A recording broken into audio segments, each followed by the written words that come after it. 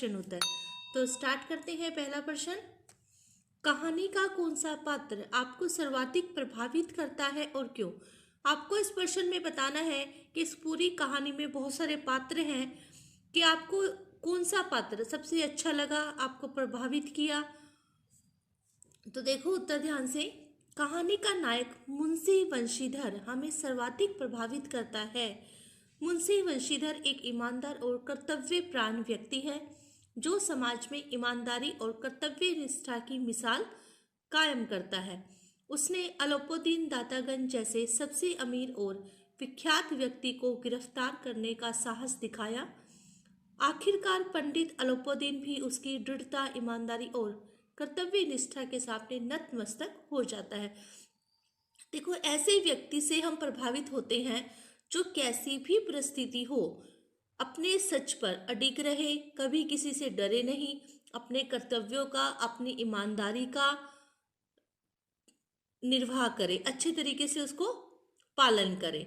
तो मुंशी वंशीधर का भी ऐसा ही किरदार था, ऐसे ही पात्र थे कि जो अलोपुद्दीन होते हैं वह उसे नौकरी से निकलवा देते हैं और उन्हें बहुत ही विषम परिस्थितियों का सामना करना पड़ता है, लेकिन वह अपनी सच्चाई पर हमेशा अडिग रहते हैं।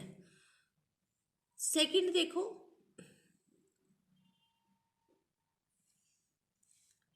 नमक का दरोगा कहानी में पंडित अलोपुद्दीन के व्यक्तित्व के कौन से दो पहलू यानी पक्ष उभर कर आते हैं? तो सबसे पहला है पैसा कमाने के लिए नियम विरुद्ध कार्य करने वाला भ्रष्ट व्यक्ति, यानी वह पैसे कमाने के लिए कानून के विरुद्ध भी चला जाता है। वह लोगों पर जुल्म करता है परंतु समाज में सफेदपोश व्यक्ति माना जाता है।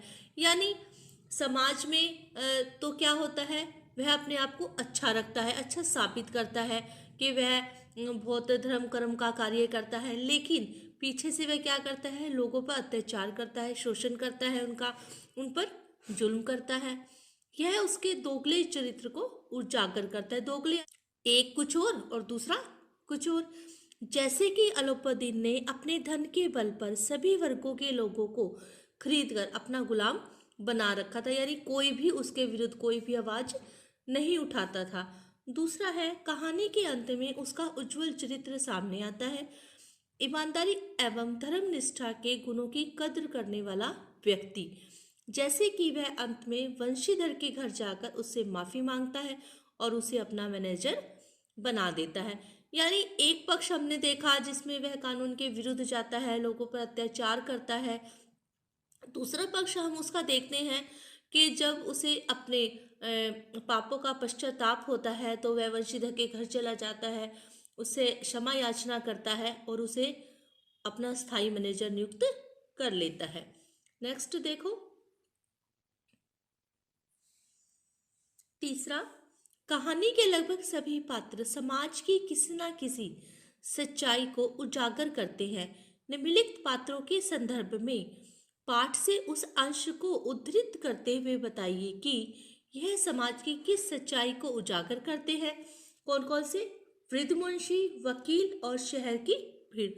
तो सबसे पहले पढ़ लेते हैं वृद्ध मुंशी के बारे में, जो मुंशी वंशीधर के पिता थे। वृद्ध मुंशी समाज में धन को महत्वता देने वाले भ्रष्ट व्यक्ति हैं, यानी वह धन को ही सबसे ज्यादा क्या देते हैं, महत्व देते हैं। वह अपने बेटे को ऊपरी आय बनाने की सलाह देते हैं। वह कहते हैं कि मासिक वेतन, यानी मासिक जो महीने में वेतन मिलता है, मासिक वेतन तो पूर्णमासी का चांद है जो एक दिन दिखाई देता है और घटते घटते लुप्त यानी समाप्त हो जाता है। ऊपरी आय बहता हुआ स्रोत है जिससे सदैव प्यास बुझती है। कि जो ऊपरी आय, ऊपरी आमदनी है, वो क्या है? बहता हुआ स्रोत है जिससे हमेशा क्या बुझती रहेगी? प्यास बुझती रहेगी। दूसरा देखो, वकील। आजकल जैसे धन लूटना ही वकीलों का धर्म बन गया है। वकील किस लिए होते हैं? इंसाफ के लिए, लोगों को न्याय दिलाने के लिए। लेकिन आजकल वह केस कैसे लड़ते हैं? धन के लिए। वकील धन के लिए गलत व्यक्ति के पक्ष में लड़ते हैं। मजिस्ट्रेट के अलोपुद्दीन के हक में फैसला सुनाने पर वकील खुशी से उछल पड़ता है, क्योंकि उसे उससे अलोपुद्दीन से बहुत ज़्यादा क्या मिला होता है? धन मिला होता है। तीसरा देखो, शहर की भीड़ दूसरों के दुखों में तमाशे जैसा मजा लेती है।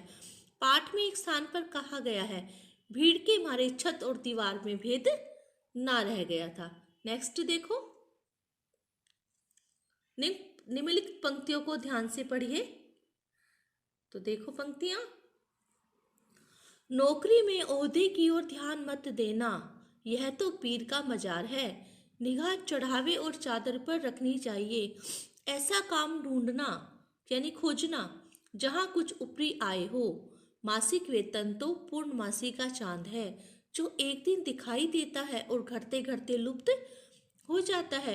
ऊपरी आय बहता हुआ स्रोत है, जिससे सदैव प्यास बुझती है।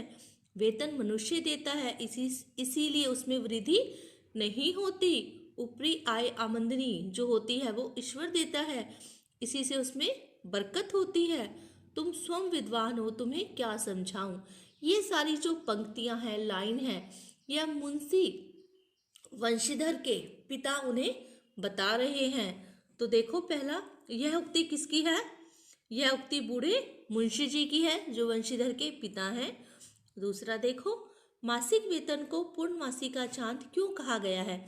मासिक वेतन को पूर्णमासी का चांद कहा गया है क्योंकि वह महीने में एक दिन दिखाई देता है और घटते घटते लुप्त हो जाता है। यानी जो तनख्वाह होती है, सैलरी होती है, महीने में एक ही दिन आती है, लेकिन जैसे ही आती है धीरे धीरे क्या होने समाप्त शुरू हो जाती है। वेतन भी एक ही दिन आता है। जैसे जैसे माह यानी महीना आगे बढ़ता है, वैसे वैसे वह खर्च होता जाता है। आगे देखो, तीसरा, क्या आप एक पिता के इस वक्तव्य से सहमत हैं? जी नहीं, मैं एक पिता के इस वक्तव्य विचार से सहमत नहीं हूँ। किसी भी व्यक्ति को भ्रष्टाचार से दूर रहना चाहिए। एक पिता अपने बेटे को रिश्वत लेने की सलाह नहीं दे सकता और ना ही देनी चाहिए। एक पिता का क्या कर्तव्य है कि वो अपने बच्चे को, अपने बेटे को हमेशा सद्मार्ग पर चलाए। लेकिन यहाँ पर जो मुंशी वंशीधर के पिता होते हैं, वो क्या कहते हैं कि तुम्हें क्या लेनी चाहिए? ऊपरी आमदनी लेनी चाहिए। नेक्स्ट देखो, नमक का दरोगा कहानी के कोई दो अन्य शीर्षक बताते हुए उसके आधार को भी स्पष्ट कीजिए। तो पहला है भाई, ईमानदारी का फल। ईमानदारी का फल हमेशा सुखद होता है। मुंशी वंशीधर को भी कठिनाइयां सहने के बाद अंत में ईमानदारी का सुखद फल मिलता है। देखो, हमें कई बार ऐसा लगता है जब हम ईमानदारी का पालन करते हैं, अपने कर्तव्यों पर अडिग रहते हैं, कि सामने वाला तो मजे ले रहा है और हमें समस्याएं झेलनी पड़ी हैं। लेकिन हमें ये सोचना चाहिए कि अंत में जो जीत होती है वह हमेशा सच्चाई की होती है। बेईमानी करने वाला व्यक्ति हमेशा डरा डरा सहमा सहमा रहता है, ये पता नहीं कब वह कानून की गिरफ्त में आ जाए। लेकिन जो व्यक्ति सच्चा होता है, ईमानदार होता है, अपने कर्तव्यों को अच्छी तरीके से निभाता है, उसे किसी भी प्रकार का कोई भय नहीं रहता और वह हमेशा शांति की जिंदगी जीता है। दूसरा देखो, भ्रष्टाचार और न्याय व्यवस्था। इस कहानी में दिखाया गया है कि न्याय के रक्षक वकील कैसे अपने ईमान को बेचकर गलत अलाउद्दीन का साथ देते हैं। छठा देख लो भाई, कहानी के अंत में अलाउद्दीन के वंशीधर को मैनेजर नियुक्त करने के पीछे क्या कारण हो सकते हैं? तर्क सहित उत्तर दीजिए। आप इस कहानी का अंत किस प्रकार करते? तो कहानी के अंत में अलाउद्दीन के वंशीधर को मैनेजर नियुक्त करने के पीछे निम्नलिखित कारण हो सकते हैं।